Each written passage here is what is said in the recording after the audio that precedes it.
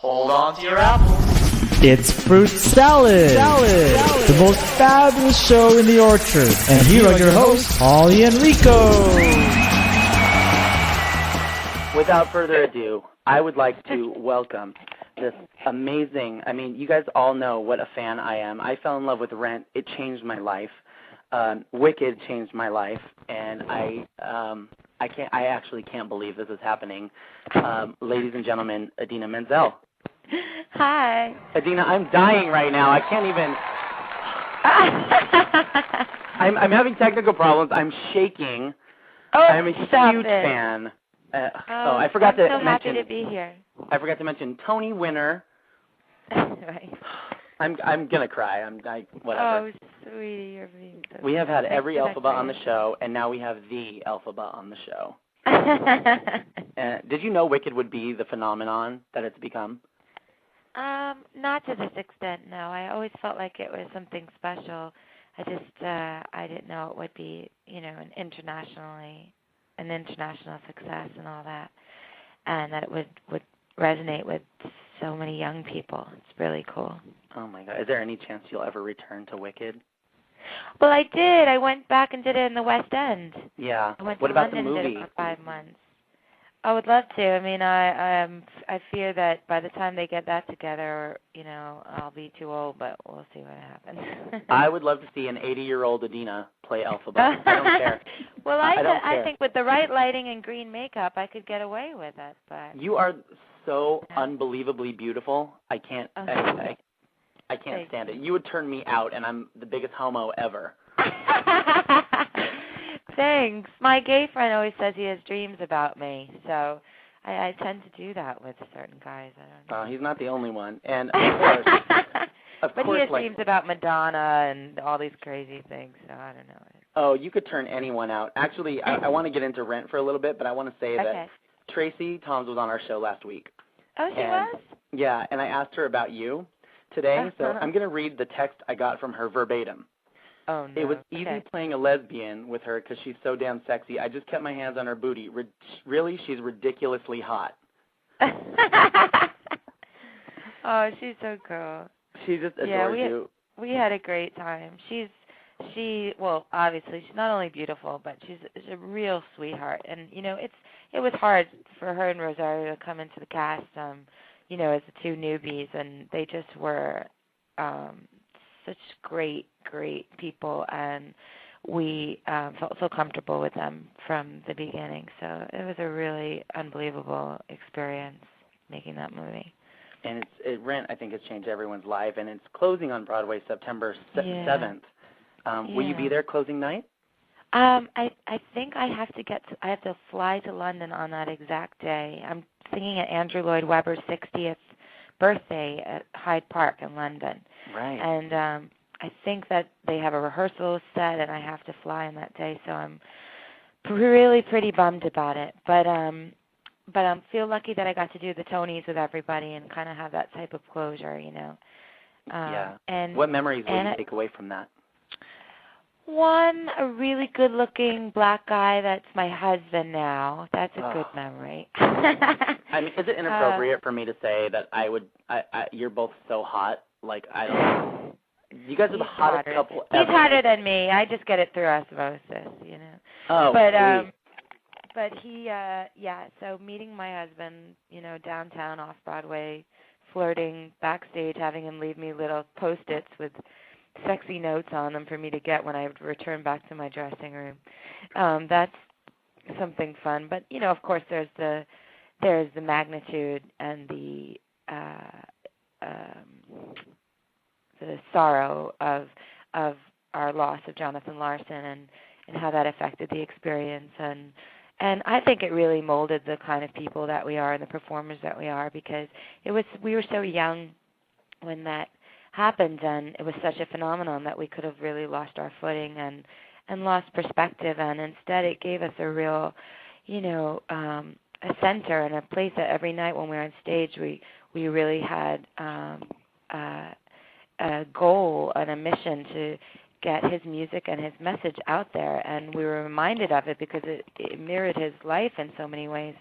And so I just feel that for me, I'm very thankful for that experience because I sort of take that, with me throughout all of my other experiences, and the idea of really trying to appreciate what I'm doing at the moment and not take things for granted and all that.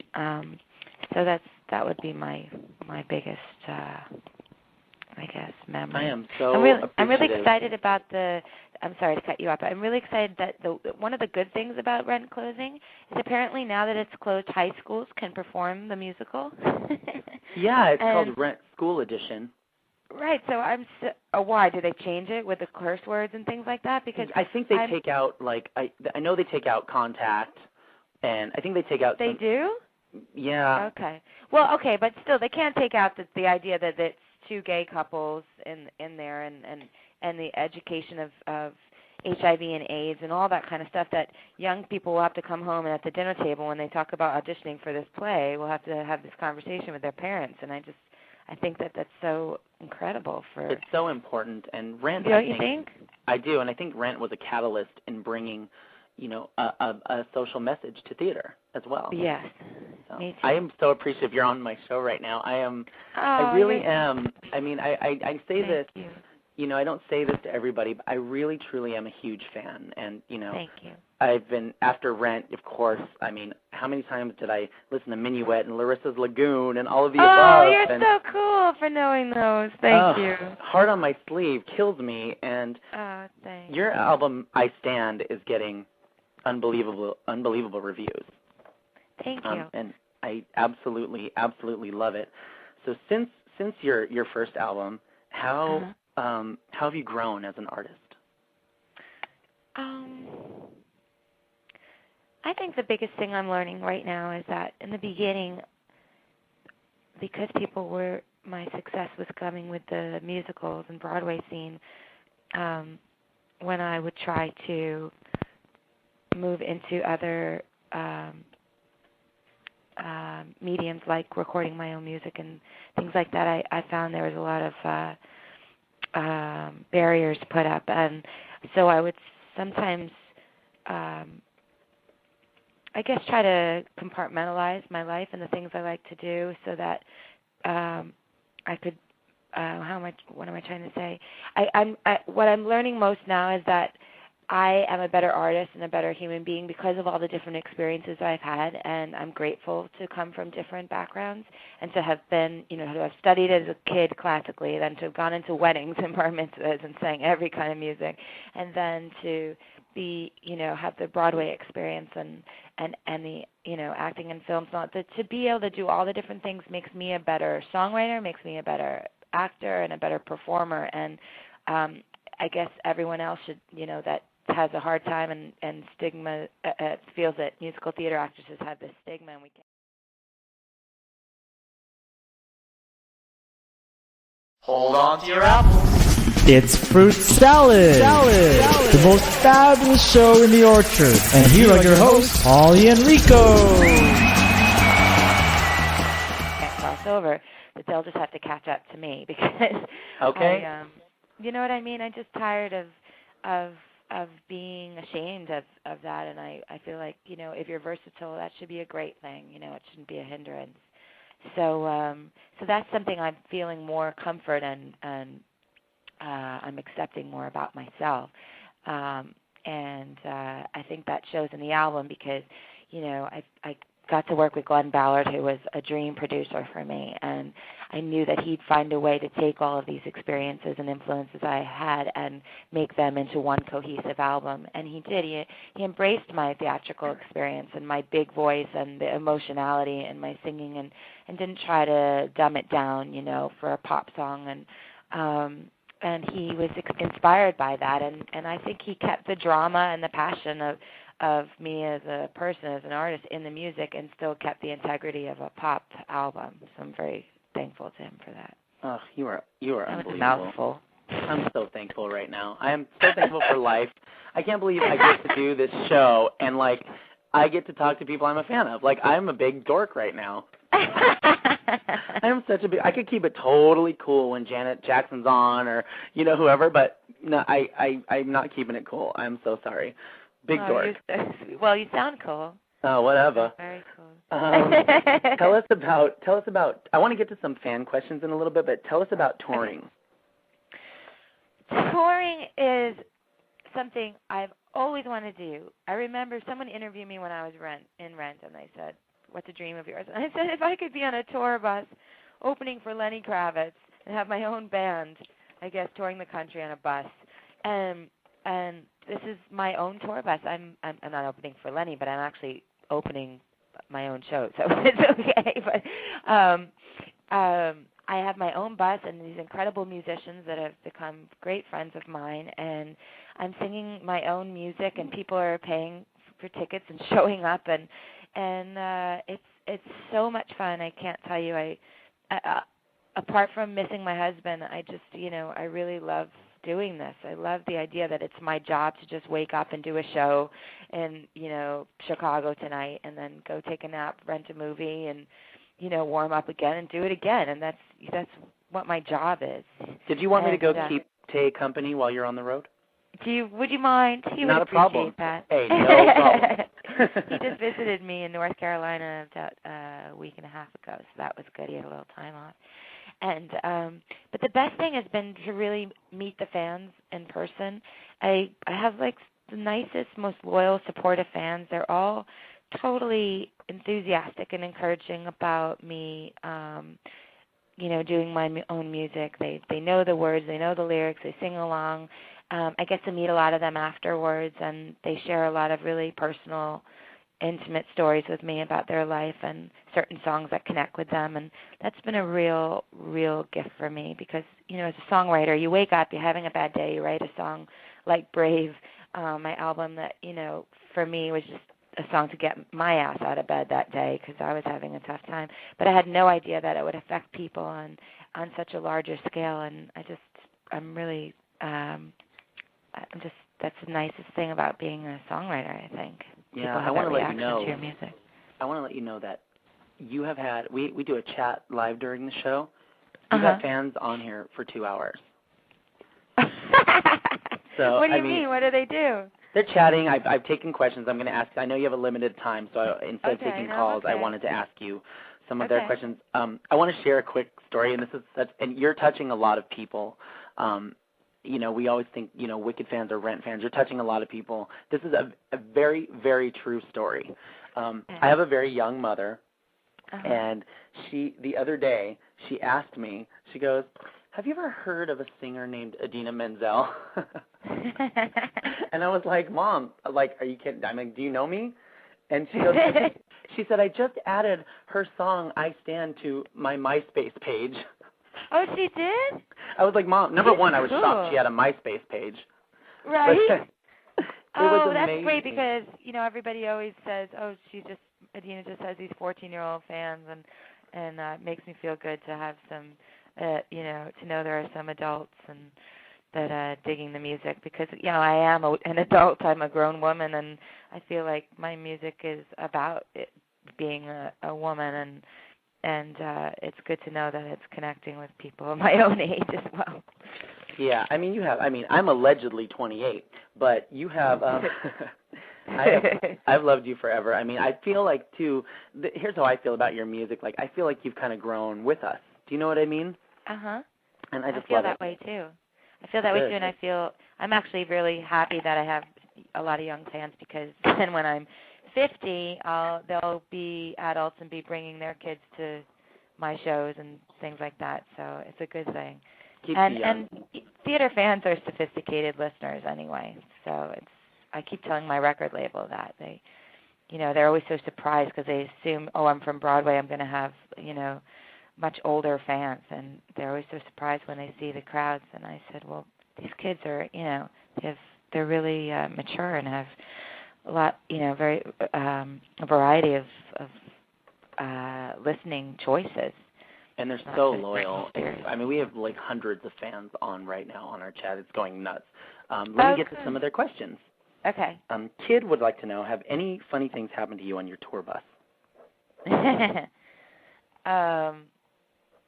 Yeah, what happened? Funny thing happening on the tour bus. Well, the thing about the tour bus is you're not allowed. when you go to the bathroom, you're not allowed to make number 2s. You're only allowed to make number 1. If you want to make a number 2, you have to tell everybody that we have to stop at a truck stop. So you have to announce in front of all these guys that you have to go to the bathroom. So that's the one thing. And the second thing is that my tour manager, Deb, she was trying to clean up the bathroom, and I guess you have to dump it. This is not a very good conversation I'm having. But, whatever. But you have to dump it and do the special thing, hit the certain button, and then let all the pee go down, and it like splashed up in her face. It was gross.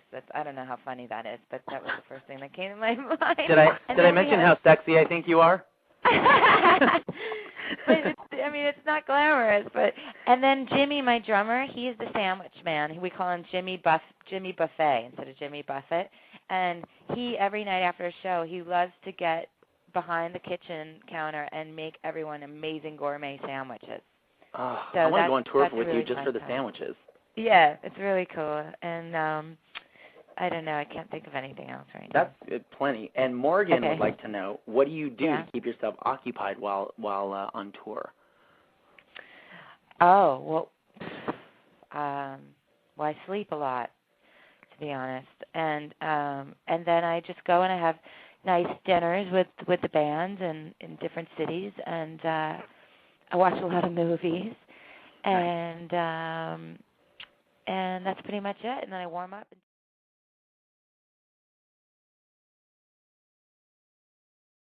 Hold on to your apples.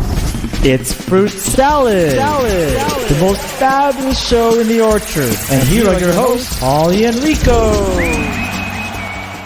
And we rehearse and we try to put new things into the show every once in a while, so we'll work on that. And tomorrow morning I have to wake up at like 6 in the morning and sing on the radio at the House of Blues in Chicago. Oh, my God. That's a good one, though. Yeah.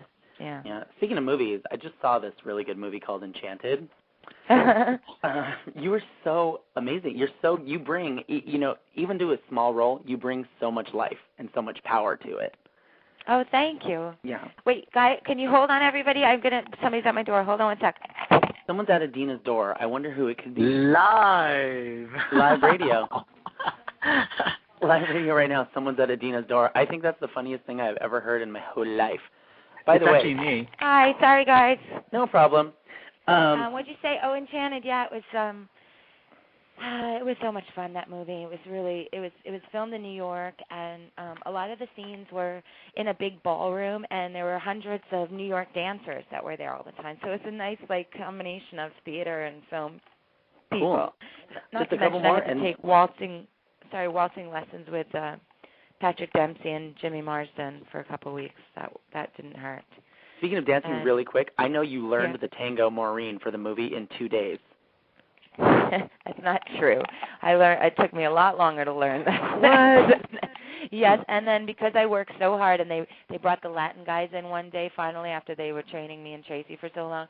They finally bring in these gorgeous, sexy guys, and I wanted to really turn it out and show them I had been working hard, so I was kicking my leg really high, and then I pulled my groin. And then when we're actually shooting the movie, I had to put myself on so much painkillers so I could get through the scene. I don't know. I know you're a quick study, though. I've heard that the work you put in is just stellar. I do put in a lot of work, but the dancing, I'm not the most coordinated with the dancing. And also I had broken my ribs because I'd fallen through the floor at Wicked. I don't know if you know that story about my lab. So I just was coming back from broken ribs, so I was a little scared of all the movement, and so we were all taking it slow. I heard that you only took a couple weeks to heal, and then you learned it in like 2 days. I didn't learn it in 2 days, but it was quick.